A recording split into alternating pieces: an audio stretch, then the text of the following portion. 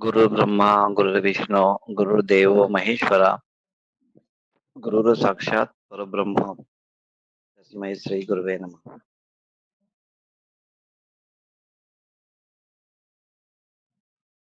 बघा, कालचा आपला महत्वाचा दिवस आज आपण मीटिंग साठी घेतला. काल सगळे सेवेकरी अस्वस्थ होते. परत आपले ग्रुप बंद होता की काय असं सगळं टेन्शन सगळ्यांना होतं. स्वामी कृपेने तशी वेळ आलेली नाहीये, पण उद्या कदाचित जर टेलिग्राम ग्रुप भविष्य काळात जर बंद होत असेल तर आपण त्याची तरतूद आधीच करून ठेवलेली आहे. आपण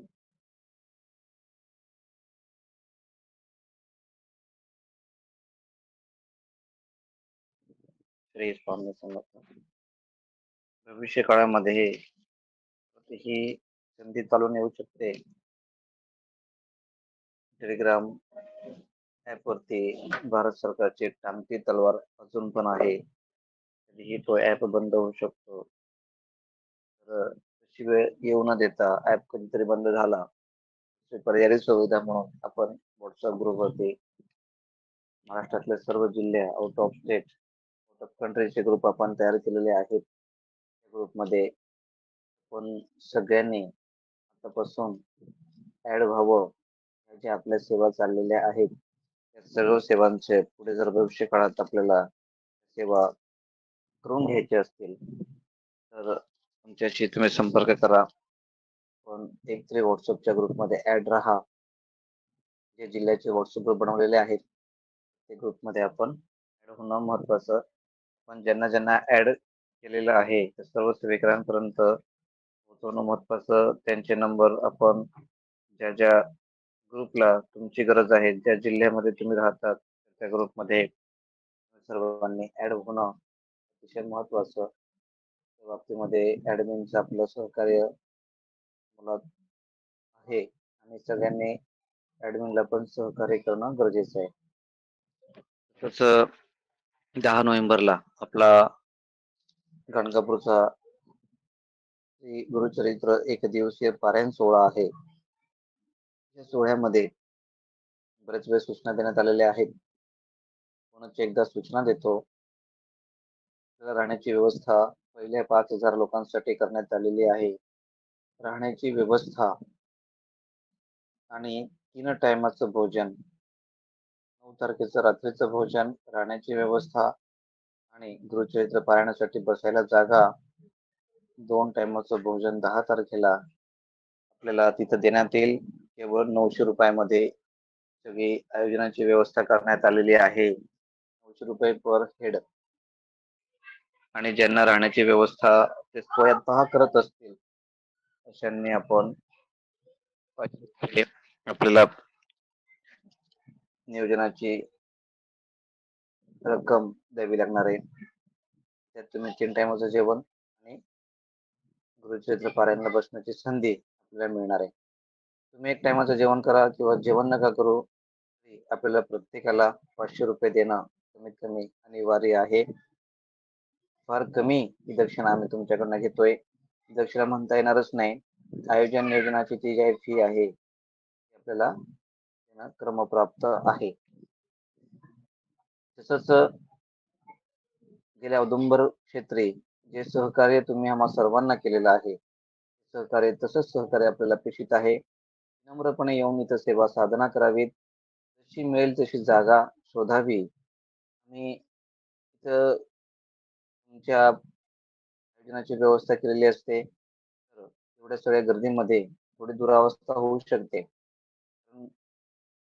तरी व्यवस्था ही इतरांच्या मानाने अतिशय सुंदर अशी व्यवस्था केलेली असते. आपलं सगळ्यांचं सहकार्य अपेक्षित आहे. सकाळी 6 वाजता त्या ठिकाणी पारायणला जे आश्रम आपण ज्या ठिकाणी नमूद केलेलं आहे पत्ता देण्यात आलेला आहे, तर त्या ठिकाणी आपण सकाळी 6 ला आपण येण्याचं करावं आणि योग्य वेळेनुसार पारायण आपण चालू करू. श्री गुरुदेव दत्त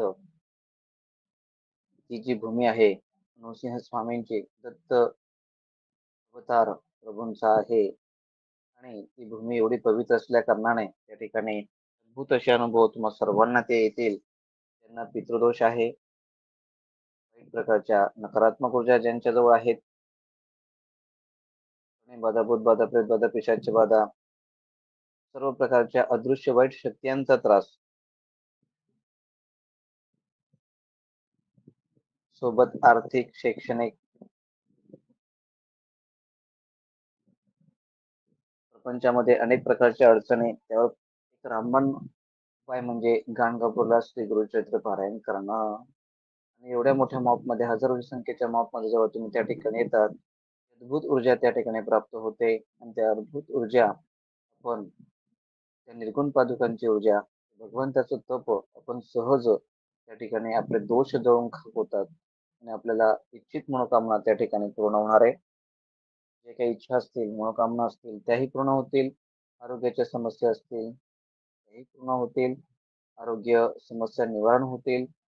वाईट शक्तींचा जो काही भाग असेल, तोही त्या ठिकाणी तात्काळ निवारण केला जाईल. अनेक प्रकारचे आयुष्यामध्ये संकट, समस्या वरती हे गुरुचरित्र हे रामबाण औषध आहे.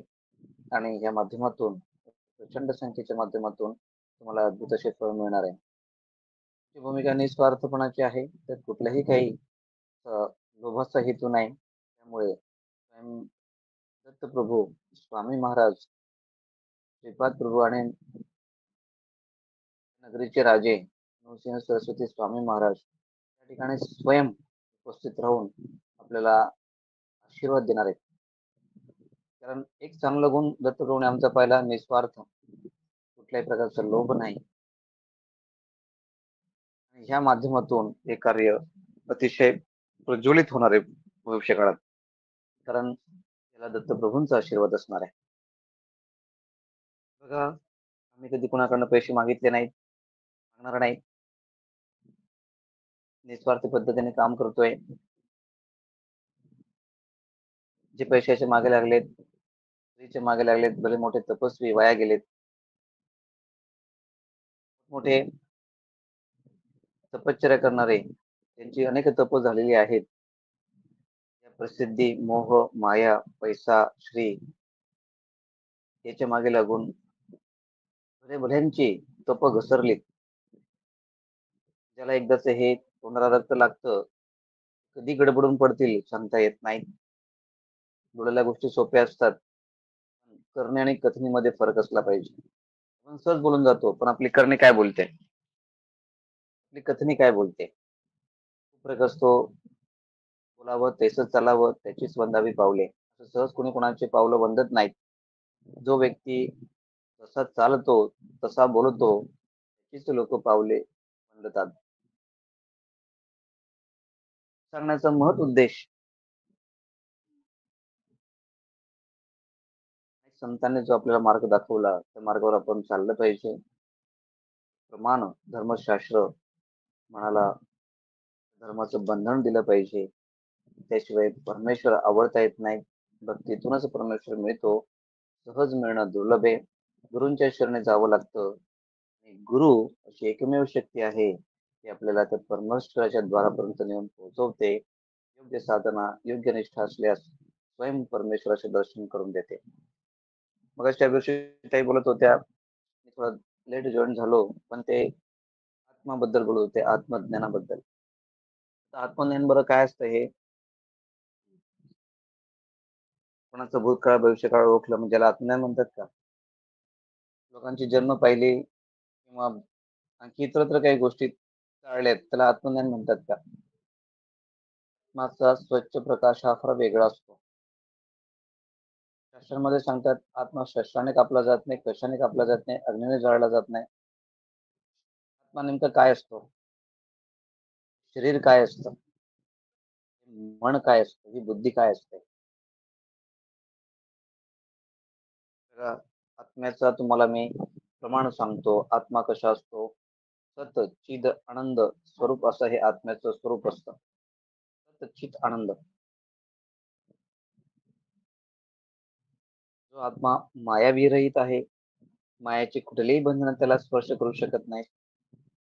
त्या आत्म्याला कुठल्याही प्रकारचं कर्माचे बंधन त्याला विचलित करू शकत नाही. सर्व कर्माची बंधनं त्याची संपली आहेत. त्या आत्म्याला कालाचं बंधन नसतं. जो मायातीत आहे, गुणातीत आहे, कालातीत आहे, कर्मातीत आहे. कर्माचं कुठलेही बंधन त्या आत्म्याला राहत नाही. आत्म्याचं स्वरूप फार वेगळे. तो सर्व अनंतकोटी ब्रह्मांडाला व्याप्त करून उरलेला तो आत्मा असतो. जेव्हा तो विशाल रूप धारण करतो तपश्चर्याने, जेव्हा त्याचा परमात्मा होतो, कुठल्याही बंधनामध्ये अडकत नाही. मायेच्या, कर्माच्या, कालाच्या, गुणातीत, मायातीत, कायातीत सर्व बंधनांच्या पलीकडची जी कक्षा असते, तो सतचित आनंद स्वरूप असतो. कशाने बांधला जात नाही, कशाने आवरला जात नाही. पूर्ण परमेश्वर स्वरूप होतो तो जेव्हा त्याच्या मूळ स्थानाला जातो. तर आत्मतत्वज्ञान, आत्म्याचं ज्ञान म्हणजे किती जन्म घेतले आणि किती मेलेत नाही हे नाही, हे कुठाने नाही, बावटाचं ज्ञान. ब्रह्मज्ञान म्हणजे काय? शक्तीचा पसारा, शक्तीचे अनेक रूप आहेत, स्वरूप आहेत. शक्तीच्या मागे लागलं मग आणखी मायेमध्ये लटकण्यासारखं आहे. आपलं मूळ स्वरूप जर प्राप्त झालं तर सर्व शक्ती सहज आपल्याकडे येतात. खूप साधन आहेत ना. आणि साधनेमध्ये जर शक्ती यांच्या मागे लागलात, शक्ती तुम्हाला खूप तुमचा घेऊन टाकतात तपश्चर्येतून. शक्तीच्या मागे लागू नका, आत्मतत्व, ब्रह्मतत्वाच्या मागे लागला. आता आत्म्याचं ज्ञान झालं, ब्रह्मज्ञान नेमकं काय असतं? हाच आत्मा पूर्ण ब्रह्मांडाला गवसणी घातलेला असतो किंवा व्याप्त असतो. त्याचं स्वरूप आपल्याला जर पाहायचं असेल तर त्या ब्रह्मतत्वातनं जाणता येतं. विश्वातलं अखिल ब्रह्म आपण सहज म्हणू, मी सर्वच ठिकाणी आहे. मीच इंद्र आहे, मीच ब्रह्म आहे. आकाश, जल, पंच एवढे पंचमहाभूते मीच आहे. सारी देवता मीच आहे. सर्व ठिकाणी मीच आहे.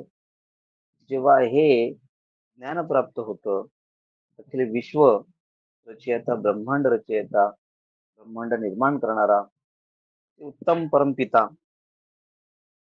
सर्वांचं कारण मीच आहे, मी अनादि अनंत आहे. अहम ब्रह्म चराचरात जेव्हा तो आत्म्याचा विस्तार सर्व ठिकाणी होतो, ब्रह्म तत्व जाणलेलं असतं. असे पूर्ण ब्रह्म ज्ञानी महापुरुष यांच्या संपर्कात राहिल्यानंतर त्या अर्थाने खरा मोक्ष मिळतो. अर्धवट ब्रह्मज्ञानी लोक असतात, ते कैलासात जातात, वैकुंठात जातात, त्या किरकोळ शक्तींसाठी त्याला ब्रह्मज्ञान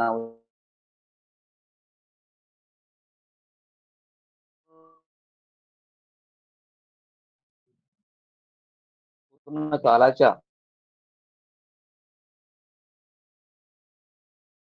कडे आहे. एक जाणण्याची जर स्थिती असते, चराचरामध्ये जेव्हा ते आत्म आपल्या घनघोर तपश्चर्याने त्याचा विस्तार केला जातो, ती ब्रह्मस्थिती असते. किरकोळ ब्रह्मस्थिती प्राप्त होतात, पण पूर्ण ब्रह्मस्थिती प्राप्त करणं पूर्ण गुरु लागतात, पूर्ण तत्व लागतं. आणि हे पूर्ण तत्व मिळणं कलियुगात असंभव आहे. खरं तर आपण देवतांच्या लोकात जाऊ शकतो, छोटा ब्रह्मतत्व पाळले तर. वेद वेद एवढे विशाल आहेत, गुरुचरित्रपर्यंत तुम्ही वाचला असाल. छोटासा हिस्सा ब्रह्मदेवाकडे आला, ब्रह्मदेव पाहायला लागला होता वेदांना पाहून. वेद दृगोचर आहेत. शिवाला देखील वेद पूर्ण ज्ञान नाही, फार किरकोळ, अगदी 100% शिवाकडे वेदांचा भाग आलाय, पूर्ण सुद्धा नाही. वेद एवढे विशाल आहेत, प्रचंड. देवतांना वेद झेलणं असंभव आहे, त्यांच्या कक्षेच्या ते बाहेर आहे, पलीकडे.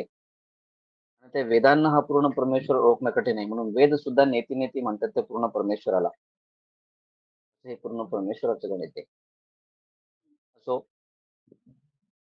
करण्याचा महत् उद्देश गेल्या वर्षी मी भरपूर सांगितलंय. अनंत ब्रह्म आहेत, अनंत विष्णू आहेत, अनंत शिव आहेत,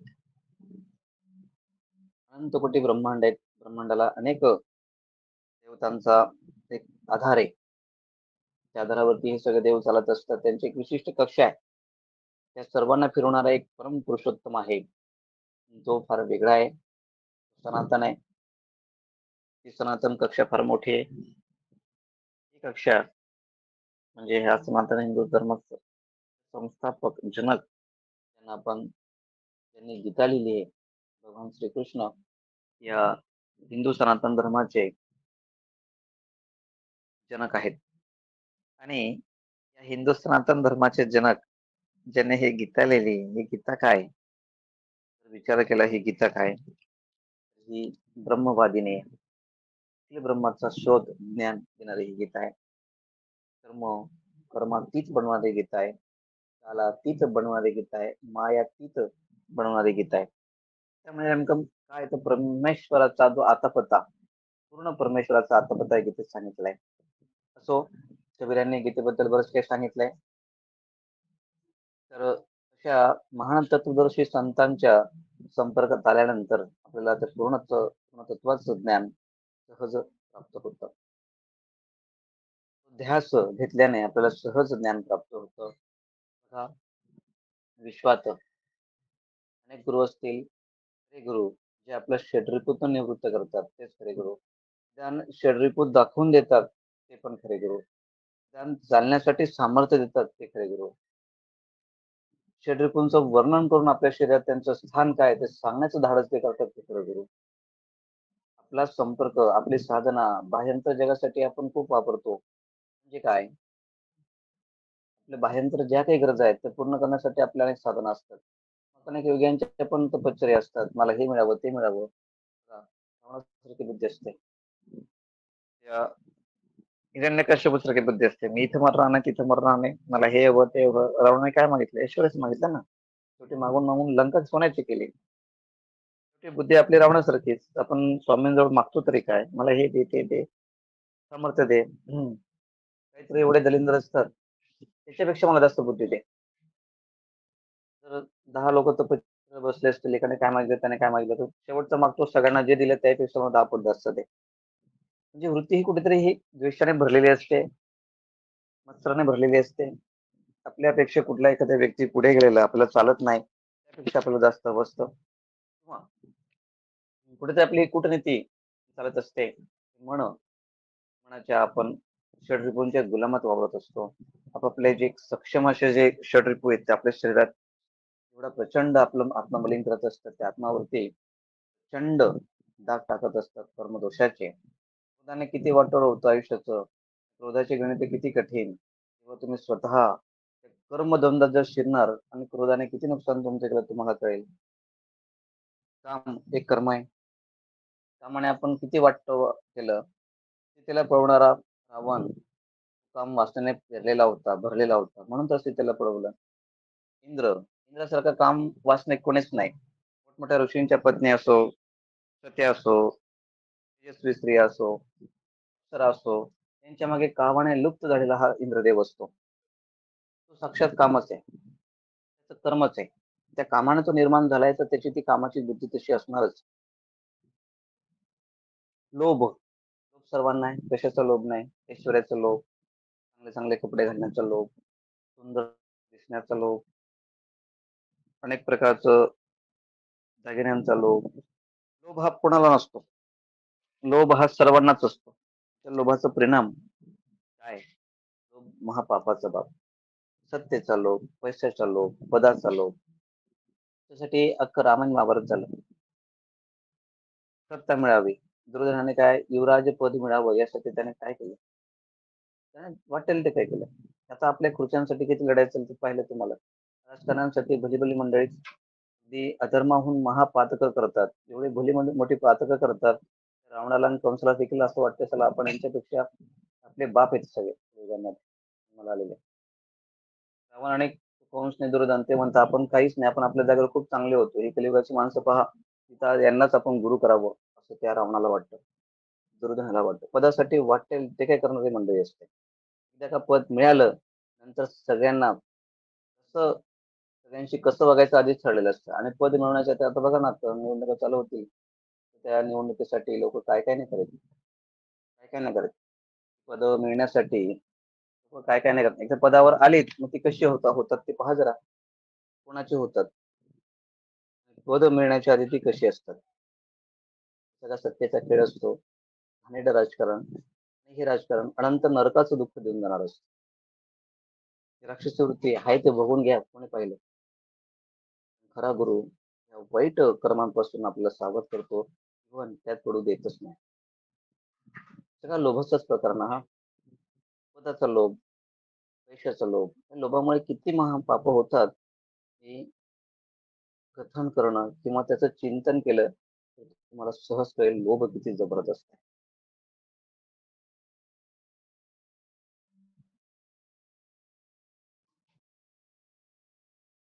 द्वेष, मत्सर हे आपापल्या जागेवरती हे सुद्धा खूप प्रचंड शक्तिशाली आहेत. ज्याच्यामुळे आपण काय ना करू. आज मी वसिष्ठ आणि विश्वामित्र यांचं एक उदाहरण सांगितलं होतं.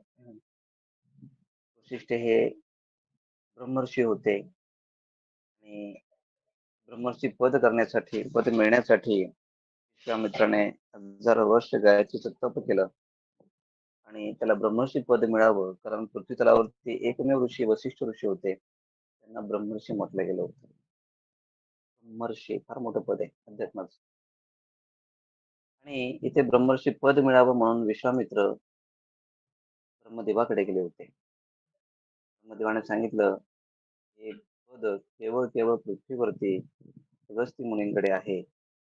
राजे विश्वामित्र, आपण त्यांच्याकडे जावं. त्यांच्या मुखातून ज्यावेळेस तुमच्यासाठी ब्रह्मर्षी हा शब्द निघेल, तेव्हा तुम्ही ब्रह्मर्षी व्हाल. एवढं हजारो वर्षाचं तप त्या विश्वामित्राने गायत्रीचं तप केले असल्या कारणाने, जर त्याला अथवा तद्वा ब्रह्मदेव बोलले असते, कदाचित त्याच्या शब्दाने ब्रह्मदेवाला शाप लागले असते. एवढं मोठं तप. ब्रह्मदेव देखील घाबरलेले विश्वामित्राला. त्याचं सामर्थ्य पाहून, तपाचं सामर्थ्य पाहून ब्रह्मदेव देखील घाबरले होते, की आपण जर योग्य उत्तर दिलं नाही, त्याच्या मुखातून काही शब्द निघाले ते आपल्याला खतरनाक ठरतील. बघा, तिथे त्याचं व्रत असतं, तप असतं.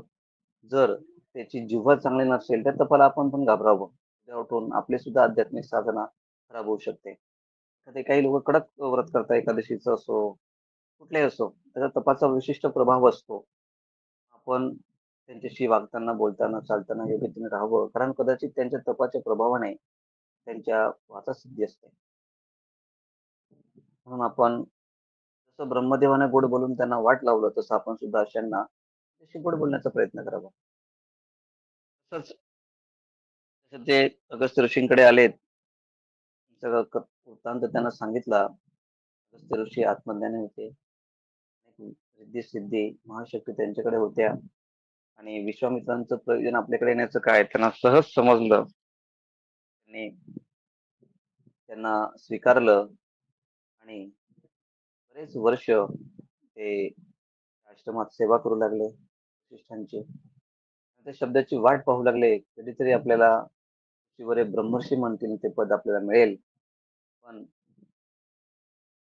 बरेच वर्ष लोटल्यानंतर त्यांना त्या गोष्टीचा राग आला. ऋषी मुनी आपल्याला ब्रह्मर्षी म्हणत नाहीत म्हणून द्वेषाच्या आहारी, बघा द्वेष आलाच ना, षड्रिपू तप करून तरी षड्रिपू गेले नाहीत.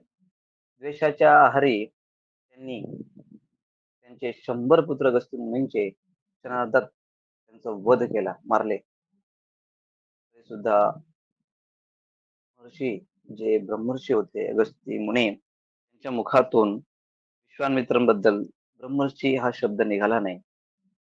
तर सगळं सहज अगस्त्य मुनींनी सहन केले. पुत्र मारले गेले तरी सहज सहन केलं. बघा, माहीत आलात पृथ्वीवरती कर्मभूमीवरती जन्म घेतलात, किती तप केले, काही जरी केलं, तर मग सुटत नाही. कुठल्या तरी कर्माचा भाग म्हणून त्यांना ते दुःख थोडंसं लागलं असेलच, पण ते ऋषी ज्ञानामध्ये सिद्ध होते. दुःखाचा कण सुद्धा टच करणार नव्हता. कारण त्यांच्या पुढे प्रत्येक नातं हे जीव प्रत्येक येतो जन्माला, त्याच्या कर्माने जाणार. जे आत्मज्ञानी महापुरुष असतात, त्यांना मायेच्या पलीकडे असतात. आसक्ती नसते नात्यांमध्ये. कुठल्याच गोष्टींमध्ये आसक्ती नसते. खऱ्या अर्थाने विरक्ती असते. म्हणून अशा महान आत्म्यांना कुठलेही दुःख होत नाही. पण त्यांच्या ज्ञानामध्ये स्थित असतात. पण प्रचंड एकमेकांशी प्रेम करणारे लोक या मायामध्येच गुंतलेले असतो. ते सतचित आनंद स्वरूप असलेले ऋषी होते. त्यांना कुठल्याच प्रकारची माया, मोह, ममता, आसक्ती त्यांना त्याचं काही शरीरातून ते निघालेल्या होत्या. म्हणून महान आत्मे त्यांच्या घरी जरी कोणी काही नातेवाईक असो, कोणी असो, एखादा जीवात्मा जर गेला तर त्यांच्यापुढे ते ज्ञान सिद्ध असतं. महात्मे कधी रडत नाहीत. असो, तो भाग वेगळा. इकडे द्वेषापोटी विश्वामित्राने अगस्त्य मुनींचे 100 पुत्र मारले आणि त्याचा कणभर बी वशिष्ठ ऋषींना फरक पडला नाही. कालांतराने त्यांचं चूक त्यांना कळाली. एक दिवस विश्वामित्र खूप रडत बसले. त्यांना पश्चाताप आला. सगळे गुन्हे माफ केले. सगळे गुन्हे मान्य केले वशिष्ठ ऋषींकडे. द्वेषापोटी ऋषीवर मी तुमचे हे पुत्र मारलेत. मला माफ करा, माफ करा असं म्हटल्यानंतर वशिष्ठ मुनी त्याच्या जवळ गेले आणि म्हटले, ब्रह्मर्षी, हा एक शब्द म्हणण्याच्या कितीतरी वर्ष त्याने त्यांची सेवा केली आणि ब्रह्मर्षी उठा म्हटल्यानंतर विश्वामित्र सहज म्हटले, हा शब्द एवढा उशीर का केला? आधीच का नाही म्हटला? तर वशिष्ठ मुनी म्हणतात, बऱ्याच वेळेस मी तुझ्याकडे ब्रह्मर्षी म्हणून तुला मी म्हणायला आलो होतो. ज्या वेळेस मी तुला तुझ्या जवळ आलो, तुला तुझ्या तपाचा अहंकार प्रत्येक वेळी मला जाणवत होता. मी कोणीतरी खूप मोठा आहे. मी कोणीतरी खूप मोठा तपस्वी आहे. माझ्या तपाला ब्रह्मदेव देखील घाबरतात. त्या आलेल्या तपाचा अहंकार हे ब्रह्मर्षीचं ज्ञान देऊ शकत नव्हतो. मी कोणीतरी खूप मोठा आहे. जर मनामध्ये हा सुप्त अहंकार असला तर त्या ठिकाणी ज्ञान येऊ शकत नाही. आणि ब्रह्मर्षी पद एवढं मोठं आहे, निर्वासनिक आहे, निर्गुण स्वरूपाचं पद आहे. कुठल्याही प्रकारच्या अशा मी पण अशा खोट्या वदना नको. तर विश्वामित्र जेव्हाही त्यांना वाटत होतं, की मी कोणीतरी खूप मोठा आहे, तपस्वी आहे, कारण मोठी साधना केली म्हणून त्यांना तपाचा तो आलेला अहंकार होता. ब्रह्मर्षी पद ते त्यांच्या माइंडमध्ये ती स्पेस निर्माण करत नव्हते ब्रह्मर्षी पदाचा. तर हे न्यूनगंड आपल्याकडे असतं. आपण थोडीफार साधना करतो, लगेच म्हणतो मी खूप केलं, मी खूप केलं. तर बऱ्या-बऱ्या साधूंची मोठी अशी गणना आहे. कितीही तप जप केलं तरी हे आयुष्यात अपूर्णच पडतं. गुरूंच्या सहवासात आपण षड्रिपूंचा अभ्यास करूया, मीपणाचा अभ्यास करूया, अहंकाराचा अभ्यास करूया. क्षणी आपल्या अंतरंगातून हा मीपणा काढूया, अहंकार काढूया. आम्ही खूप मोठे ही भावनाच आपल्याला आध्यात्मिक ज्ञानापासून दूर करते. तर सांगण्याचं तात्पर्य असं, की आपण अध्यात्मात जसे एक-एक स्टेपवरती आपण चढत असतो, तर त्या स्टेपवरती आपण कमी साधना केली तरी चालेल. पण प्रचंड नम्रता धारण करून आपण अध्यात्मात प्रवेश करावा. नम्र झाला भूता त्याने कोंडिले अनंता. याचा अर्थ असा, की जितकी आपण नम्रता धारण केली, तेव्हाच या विश्व चैतन्यमय शक्तीमध्ये आपला प्रवेश होऊ शकतो. गुरूंपुढे कोटीची नम्रता अपेक्षित असते आणि आपण किती मोठे, काय मोठे आपलं तप, जप काही जरी असलं, तरी आपण गुरूंपुढे शून्य असतो. लक्षात घ्या. गुरूची शक्ती एवढी विशाल असते, की आपल्याला क्षणार्धात कुठच्या कुठे बनवते. क्षणार्धात जर आपण चुकीचं वागलो, तर खरा गुरु तर दोष देत नाही. पण परत जागेवरनं उठवून त्याला पूर्वत आणण्याचा प्रयत्न करतो. खरे गुरु नवसाला पावतात, नवस नाही फेडलं तरी चालतंय, पण सदा सर्वदा मांगल्याच करतात.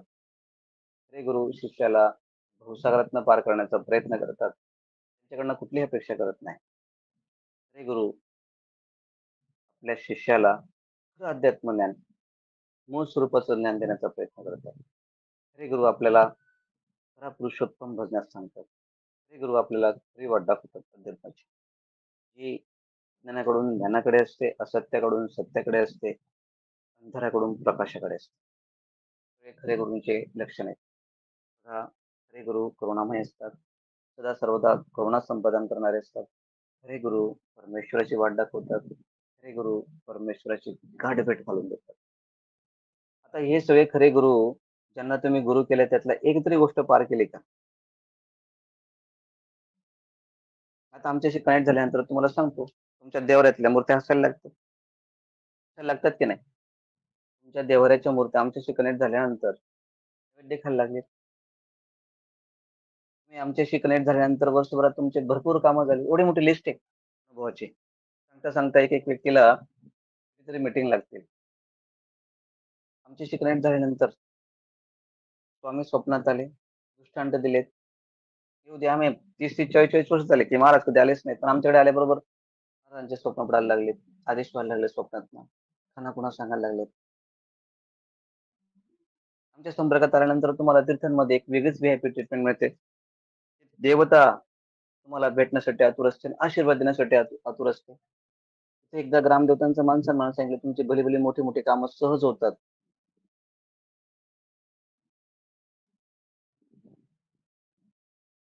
बऱ्याच वेळेस सांगितलं जातं. आम्ही बऱ्याच वेळेस बोलतो. ते भगिनी, बंधू भगिनी संकटात असतील, अडचणीमध्ये असतील, विश्वात तुम्हाला तारणहार कोणीच नसेल. एकदा स्वामींना हाक मारा, दत्तप्रभूंना हाक मारा. त्यांच्यापर्यंत तुमची हाक नाही पोहोचली, एकदा एक हाक गणेश दादाला मारा. संपूर्ण टीम घेऊन आम्ही तुमच्याकडे येतो, दत्त महाराजांची, आणि तुमच्या समस्या सोडवतो. असे शेकडो नव्हे तर हजारो अनुभव आपल्याला झाले. हे अनुभव तुम्ही आम्हाला सांगतात. आणि कितीतरी अनुभव तर आपल्याकडे आलेलेच नाहीत. 90% अनुभव आमच्याकडे आले. 10% आले तर आले, थोडेफार येतात. खरे अनुभव तर अजून लपूनच आहेत. अजून दृष्टीपटात पडलेच नाहीत. म्हणून आम्ही अनुभव सत्र सध्या जास्त घ्यायला लागलोय. आणि काढले तर एवढे अनुभव तर त्या 3-3 तास तुमच्या त्या लिंक्स तरी संपणार नाहीत. तरी अनुभव संपणार नाहीत. ते सुरू झाले. दिव्यत्वाची जेथे प्रचिती तेथेच आमचे कर जुळती. असं कुठे तुमची लोटांगण घालू नका, मुद्रा करू नका, नमस्कार करू नका. जिथे दिव्यत्व आहे, तिथे खरी प्रचिती आहे. तेच आमचे कर जुळती. बुवाबाची अंधश्रद्धा, लुटेरे, तुमच्यापासून धन लुटणारे, तुमचं सगळं काय बोलणार आता. अशांपुढे तुम्ही नमस्कार करणं म्हणजे तुम्ही चुकीच्या ठिकाणी जाण्यासारखे. तुमची इंजिन जर चुकीच्या दिशेला जात असेल, तुम्ही त्या ठिकाणी जर जॉईन होऊन तुमचे डबे हे चुकीच्या दिशेलाच जाणार. योग्य शिक्षा, योग्य ज्ञान, योग्य दिशेला घेऊन जाणार. कृती ही खूप महत्वाची असते. एवढ्या उच्च पदावर आपण जातो, कृती महत्वाची असते. आम्हाला अनुभवतात, लोक जवळून पाहतात आम्ही कसे आहेत. बरेच सेवेकरी आम्हाला अगदी एकनिष्ठ झाले का आमची वर्तणूक पाहून एकनिष्ठ झाले. मला चेक करतात खालून वरून, व्यक्ती कसा आहे, बोलतो कसा, वागतो तसा. आणि काहींनी अनुभव घेतला, आणि काही एकनिष्ठ आमच्याशी झालेत. आपल्या प्रत्येक कृतीवरून आपल्याला व्यक्ती ओळखत असतो. नाहीतर सहज एखाद्या शंभर पोरगा म्हणतात, इथं घाणेरडा व्यापार चाललाय, 0 मिनिटात कळतं व्यापार कसा चालतोय. कारण आजकालचे लहान लहान मुलं अशी दुकानावर बसतात, नाही त्यांना सगळ्या गोष्टी कळतात. व्यापार कसा असावा सांगायची गरज पडत नाही. बाहेर कुठे तीर्थस्थानी गेल्यानंतर त्यांना अख्खं त्यांची कुंडली कळते, त्यांच्या इथं कसे व्यापार चालतात. काही मूर्ख लोक भक्तीच्या आंधळत असतात, त्यांना समजत नाही. आम्ही सुद्धा होतो, आमचे खडकन डोळे उघडले. असो, गुरु कसा करावा, स्वामी विवेकानंदांनी खूप परीक्षा पाहिल्या रामकृष्ण परमहंसांचा. तर त्या प्रत्येक परीक्षेत ते उत्तीर्ण झालेत, गुरु उत्तीर्ण झालेत. नंतर एकदा शिष्याने घेतल्या परीक्षेत गुरु पास झाले. नंतर मग शिष्याच्या परीक्षा चालू झाल्या. आणि शिष्याने जशा खडतर परीक्षा घेतल्या गुरूंच्या, तसं गुरुने शिष्याच्या खडतर परीक्षा घेतल्या. प्रत्येक एक्झाम पास करत करत करत त्यांचा एक फार मोठा देव झाला, महान आत्मा झाला स्वामी विवेकानंदांचा. गुरु शिष्यांची परंपरा ही अशीच असते. आमच्याकडे आल्यानंतर लोकांना खूप वाटतं, गुरु असा असावा, तसा असावा, लोभी नसावा. भरपूर काही मागे पुढे सगळं बघतात आणि खूप आनंदी होऊन जातात. नाही नाही, आम्हाला असंच पाहिजे होतं गुरु. अगदी मोजका राहणारा, मोजका संपत्तीत राहणारा, अतिशय प्रपंचात गडबडलेला नको, ज्ञानी असावा, दिसताक्षणी आमच्या मनोइच्छा पूर्ण व्हाव्या, दिसताक्षणी आमच्या सगळ्या आम्हाला आध्यात्मिक शांती लाभावी. अशा अनेक योजना प्रत्येकाच्या असतात. ते परीक्षा घ्यायला असतात, काही हरकत नाही. जीवन आम्ही परीक्षा देतोय. पण ह्या कलियुगात तरी, या घोर कलियुगात आपण देहधारी गुरु शोधणं व्यर्थ आहे. कारण मायेत हा जीव अडकलेला आहे. पण स्वामींनाच गुरु करावा, आपण श्रीपाद प्रभूंनाच गुरु करावं, आपण सिंह स्वामींनाच गुरु करावे. त्यांचंच अखंड चरण आपण धरावं. आणि त्यांचा आदेश झाल्यानंतर पण देहधारी गुरूंना आपण गुरु करावं. कारण गुरु करणं फार मोठी गोष्ट आहे. हा जन्म आपला वाया जाऊ नये. कारण एखाद्याचा योगक्षेम घेणं फार कठीण गोष्ट आहे. स्वामींनी तो योगक्षेम घेतलाय अवतार समाप्तीच्या आधी. मंत्र म्हटलाय, अनन्य चिंतयन तो मामेजन परिपासते ईशानिक्तम वियुक्तानाम योगक्षेपम वहाम्यहम. याचा अर्थ, जो जीव माझी अनन्य भावाने सेवा करेल त्याचा जीवनाचा योगक्षेम मी चालवेन, त्याचा संसाराचा बोजा मी उचलेन. हम गया नाही जिंदा याची प्रचिती आज तागायत स्वामी महाराज देत आहेत. म्हणून आज सुद्धा स्वामी महाराज जीवांचा योगक्षेम घेऊन कार्य करतायत. आपण स्वामींनाच गुरु केलं पाहिजे. इतरत्र शोधणं भानगड नकोच नको, तर मग पश्चातापाची वेळ आपल्यावरती येईल. आध्यात्मिक ज्ञान ग्रंथातून मिळतं. ग्रंथ वाचले पाहिजेत, संशोधन केले पाहिजे, चिंतन केले पाहिजे. आपलं काय येऊन जाऊन रडगाणं एकच प्रश्न उत्तर, माझं हे झालं, माझं ते झालं, माझा असा स्वभाव, मला त्रास आहे, मला हे, या रडगाण्यातून बाहेर निघणं. या जीवन रडगाण्यात चालणार. कृष्णाचं आयुष्य पहा तुम्ही, किती खडतर होतं. जन्म झालाच क्षणी आईचं प्रेम मिळालं नाही. यशोदेच्या प्रेमाने वाढला आणि वय वर्ष अगदी 6 महिने ते महिन्याभरापासून त्याचे दुश्मन होते. काय काय प्रकारे त्याला मारण्याचे प्रयत्न केले गेलेत. सतत दुःख त्याच्या पाठी लागलेलं असताना सतत हसत असणारा तो कृष्ण, आणि प्रत्येक समस्येचं ज्ञानाने उत्तर देणारा तो कृष्ण. आपल्यासारखं रडगाणंच असतं, बावटासारखं जाऊन आपण आपल्याच कुडापा करत असतो. तो देव झाला. अरे मग देव झाला तर काय झालं? त्याच्याकडे ज्ञान ते तुम्ही घ्या. त्याच्याकडे शक्ती होती. अरे शक्ती होती, पण त्याचे कर्माचे बंधन आहेत ना त्याला. सुख दुःख पण होती ना शक्तीसोबत. देवाचा व्यवहार फार निराळा असतो. 14 वर्ष असताना त्याने कंसाला मारलं. तरी प्रेयसी राधा याच्यापासून त्याला विमुक्त व्हावं लागलं. आज जीवन राष्ट्रासाठी झटला असेल तर कृष्ण. प्रत्येक नातं त्याने एवढं सुंदर रीतीने पार पडलंय. काय बोलणार? कृष्ण अनुभवा, आयुष्यात एकदा तरी कृष्ण अनुभवावा, कृष्णाने ती अनुभवावी, त्यांचा अभ्यास करावा. तोच खरा पुरुषोत्तम आहे. आयुष्यात अवतार कार्य धारण करत असताना एकही चुकी त्यांनी न केलेली असा कृष्ण. तो मायातीत होता, गुणातीत होता, कालातीत होता, ब्रह्मातीत होता. या सगळ्या जुगाराच्या पलीकडे तो कृष्ण होता. त्याच्यापासून अनंत आदी शक्ती निर्माण झाल्यात. तो मूळ स्रोत आदिशक्तीचा होता.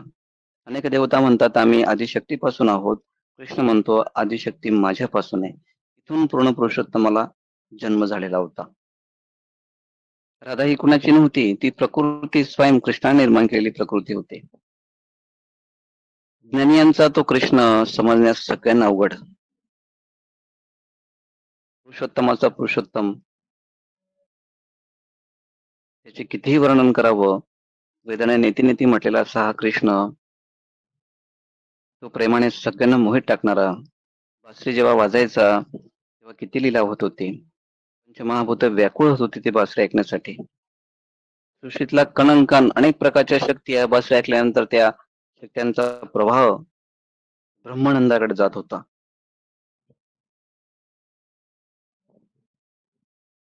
बासरी वाजण्यामध्ये अनेक प्रकारचे राग होते, विराग होते, जे अतृप्त आत्मे होते त्यांना सहज तृप्तता मिळत होती. अनेक पशु पक्षी जनावरांपासून सर्वच काही ती भूमी शांत होत होती. एवढा अफाट असा कृष्ण समजावून सांगण्यासाठी योग्य तो गुरु असावा लागतो.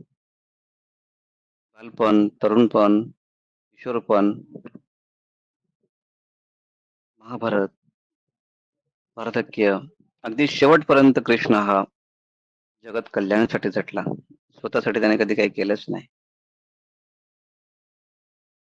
एवढ्या बायका केल्यात, पण तो अखंड मूळ ब्रह्मचारी पुरुष होता.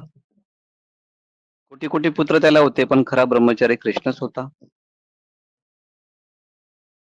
एवढं महायुद्ध झालं, रणयुद्ध झालं, क्षेत्र झालं, हाहाकार झाला, पण परम शांतीचा संदेश देणारा कृष्णच होता.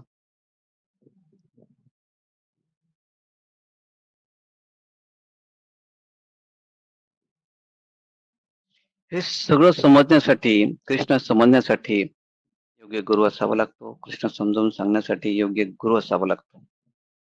हा पूर्ण पुरुषोत्तम समजावून सांगण्यासाठी आपल्याला कृष्णमय व्हावं लागतं. भागवत वाचा, अनेक स्कंद आहेत.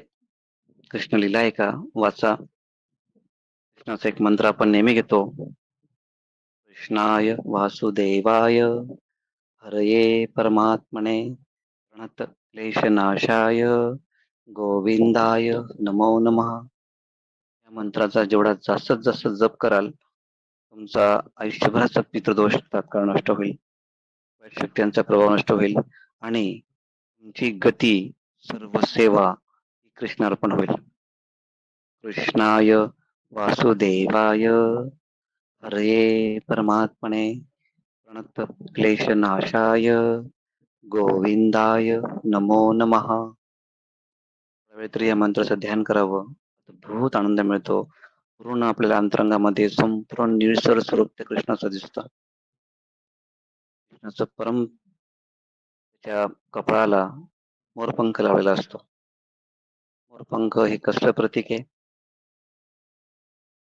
मोरपंख हे अज्ञानाकडून ज्ञानाचं प्रतीक आहे.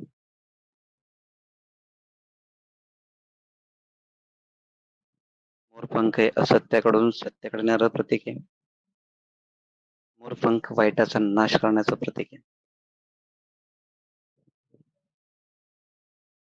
पूर्ण कृष्ण अनुभवा स्वरूप एकदा न्याहाळा. ती पायाच्या नखापासून तर डोक्याच्या केसापर्यंत कृष्णाला पाहत राहा. त्याचं स्वरूप जेव्हा वर्णन करत असताना त्याच्या अंगावर किती प्रकारचे दागिने आहेत जरा बघा. सुंदर स्वरूप पण जर आठवलं तर त्याच्यासारखं सौंदर्य, त्याच्यासारखी शक्ती, त्याच्यासारखी बुद्धी, त्याच्यासारखं सुंदर असं हे स्वरूप कुठल्याही देवतेचं नाही. असा हा पूर्ण मंगलमय कृष्ण एकदा तरी तुम्ही आयुष्यात अनुभवावा.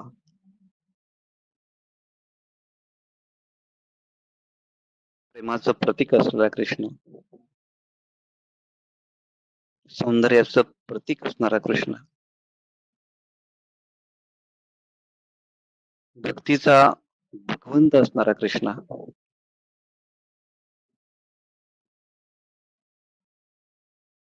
मेरीसाठी वेडापिसा झालाय. तो त्याच्या भक्तांसाठी वाटेल ते काय करणारा कृष्ण, अर्जुनाचा कृष्ण. भगवंत आहेच आहे, विशेष नाही.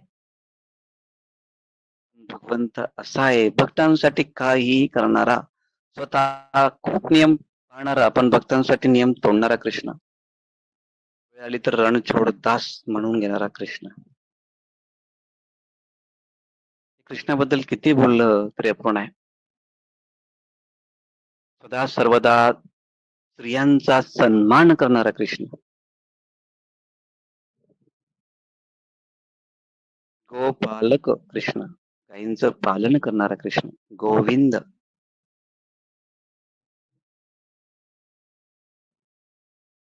गायी चारणारा कृष्ण, गो सेवा करणारा कृष्ण, लोणी खाणारा कृष्ण, खोटं बोलणारा कृष्ण, आईला सतावणारा कृष्ण, गोप गोपिकांना रडवणारा कृष्ण, कलियाचा नाश करणारा कृष्ण,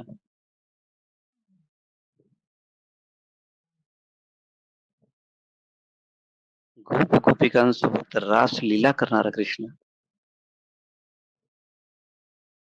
या सर्व कृष्णाच्या लीला अनेक देवांना मोहित करतात.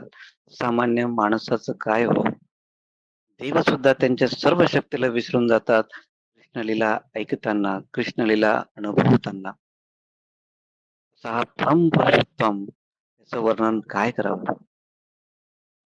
शिव सुद्धा एक क्षणाला एवढे कंठित होतात, कृष्ण समजून घेताना शिव देखील पूर्ण पडतात.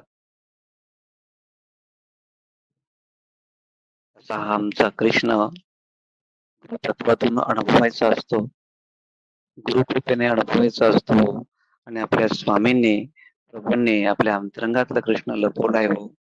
त्यांनी आपला हा कृष्ण मोकळा करावा. अशी सेवा साधना करा. काहीच मागू नका. भगिनींनो, बंधूंनो, हीच वेळ आहे.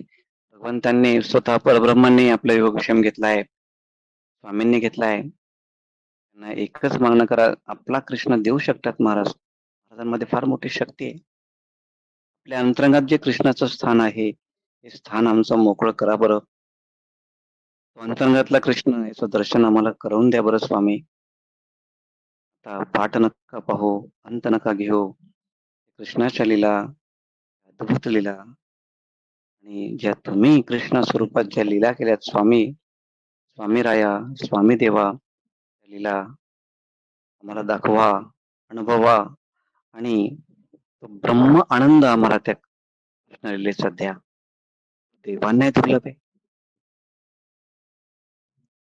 आपण सर्वांनी निश्चितच एकदा भागवत वाचावं. तो भागवत सप्ताह आहे.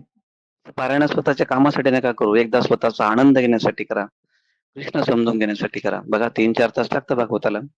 वाचा, आनंदाने वाचा, अद्भुत वाचा. त्यासाठी थोडंसं बाहेरचं दुर्लक्ष करून जरा कृष्णमय व्हा. बघा आनंद मिळतो की नाही? आनंद मिळतो की नाही? तुमचे सगळे प्रश्न मिटतात. उद्धव आणि कृष्ण संवाद ऐकताना तुमचा अध्यात्माचे सगळे प्रश्न सुटलेले असतात. खऱ्या भक्तांनी आस्वाद घ्यायचा, ज्यांना ज्ञानप्राप्ती करायचंय, देवाचे विचारलेले अनेक प्रश्नांचं आपण चिंतन करावं आणि एकदा कधीतरी आलेल्या प्रश्नांचं उत्तर गुरूंना विचारावं. पडलेल्या प्रश्नांचं उत्तर गुरूंना विचारावं. आम्हाला असं कोणी तत्वाचे प्रश्न विचारतच नाही. सगळे फालतू गप्पा, पेड्यांचा बाजार, बोटांचा बाजार. भंगार झालो आम्ही या दुनियेमध्ये बाहेर येऊन.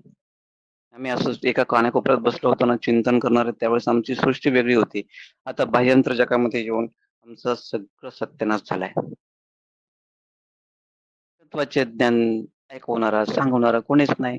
हे बुरसुटलेले विचार इकड-तिकडचे घाणेरडे विज्ञानाचे विचार घेऊन फिरणारी ही बावळट मंडळी अध्यात्माचा काय स्वाद घेणार? भली मोठी-मोठी पाप करणारी ही मंडळी विज्ञानाचाच घुसणार. कृष्ण नाही अनुभवू शकत.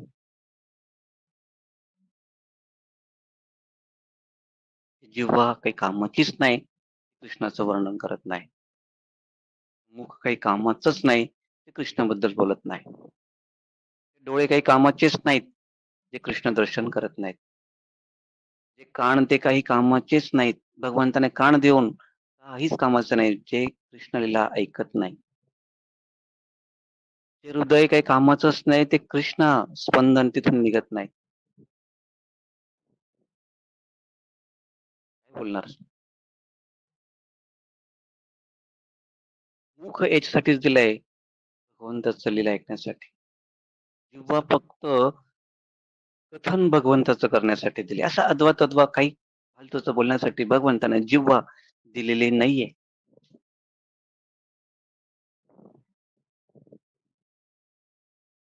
डोळे भगवंताचं मूर्ती स्वरूप गुरूंचं दर्शन करण्यासाठीच डोळ्यांचा वापर दिलेला आहे. बाकी इतर गोष्टींसाठी डोळे दिलेच नाही. अखंड गीता हेच सांगते. सो आपण या ठिकाणी थोडं का असेना आपण ज्यांनी ही मनापासून मीटिंग ऐकली आजची, त्याची तुम्ही थोडा अंश का असेना कृष्णमय झाला असाल. अशी अपेक्षा करतो. भगवंत तुमच्या डोळ्यापुढे उभा करणं फार कठीण हो. याचं स्वरूप स्वतः कृष्णमय झालाय, कृष्ण वेडा झालाय. तो तुम्हाला समजू शकतो. कृष्णाचा झालाय. जी राधा, मीरा जी कृष्णाची झाली होती. रोम-रोममध्ये यांचा कृष्ण होता. सहज कृष्ण ते उभा करत होते. हेच जे काही मोठे महान तत्वदर्शी संत असतील, त्यांनी तो कृष्ण अनुभवला असेल. तिथंच त्यांच्या वाणीमध्ये सुद्धा एवढा प्रभाव असेल. असे गुरु जर आपल्याला मिळाले, त्या गुरूंनी आपल्याला कृष्णाचं वर्णन करून समजावून सांगितलं. धन्य आहे ते गुरु, धन्य आहे ते शिष्य, धन्य आहे ती भूमी, धन्य तो परिसर. काय वर्णन करावं? सगळं अवर्णनीय आहे. देवांनाही कळत नाही, वेदांनाही कळत नाही कृष्ण. एवढा भला मोठा त्याचं स्वरूप आहे.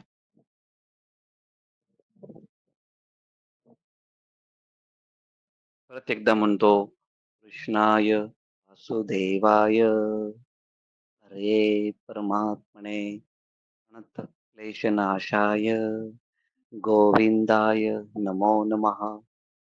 कृष्णाय वासुदेवाय हरये परमात्मने अनंत क्लेशनाशाय गोविंदाय नमो नमः. कृष्णाय वासुदेवाय हरये परमात्मने अनंत क्लेशनाशाय गोविंदाय नमो नमः. चालेल. अधिक मी बोलणार नाही. अशी गाणगापूरची सूचना दिली. पण जास्तीत जास्त संख्येने 10 नोव्हेंबरला श्री गुरुचरित्राचं एक दिवसीय पारायण आपण करणार आहोत. आपण सर्व भाविकांनी त्या पवित्र स्थानाचा चरित्र पारायणाचा लाभ घ्यावा. अद्भुत समस्या आपल्या निवारण होतील. आणि हा श्री गुरुदेव दत्त परिवार यासाठी आयोजन नियोजन करतोय. सगळ्यांचं सहकार्य अपेक्षित असेल. महाराष्ट्राच्या कानाकोपऱ्यातून आपण सेवेकरी आणा. आमच्याकडे आलेला प्रत्येक सेवेकरी हा अद्भुत अनुभव घेऊन जातो. औदुंबरला सर्व सेविकांना याचा प्रत्यय आलेला आहे. असाच प्रत्यय तुम्हाला गाणगापूरला आल्याशिवाय राहणार नाहीत. पण सर्वांनी त्या ठिकाणी आपली उपस्थिती ही प्रार्थनीय आहे. आणि एकदा येऊन तर पहा. श्री गुरुदेव दत्त परिवाराचा एक हा सत्संग सोहळा अनुभव घेऊन तर पहा. तुमच्या आयुष्याचं गणित बदलल्याशिवाय राहणार नाहीत. तुमचे विचार बदलल्याशिवाय राहणार नाहीत. तुमचं आयुष्याचं सोनं झाल्याशिवाय राहणार नाहीत. याची गॅरंटी आम्ही घेतो. तुमचे प्रश्न सुटतीलच. तुमची श्रद्धा नसेल तर आम्ही श्रद्धा तुम्हाला देऊ. तुमची भक्ती नसेल तर भक्ती कशी करावी आम्ही शिकवू. आणि या श्रद्धा, निष्ठा या भक्तीतून समीकरण जुळेल. अनुभव तुमच्या पुढे असेल. अधिक वेळ घेत नाही. झालेली माझी सर्व सर्व ही सेवा श्रीपाद प्रभू चरणी अर्पण, श्री स्वामी चरणी अर्पण, दत्तप्रभू चरणी अर्पण. हे आपण अनुभवक्षेत्र घ्यावं. अडविन मधून अनुभवक्षेत्र पुढे येत आहे.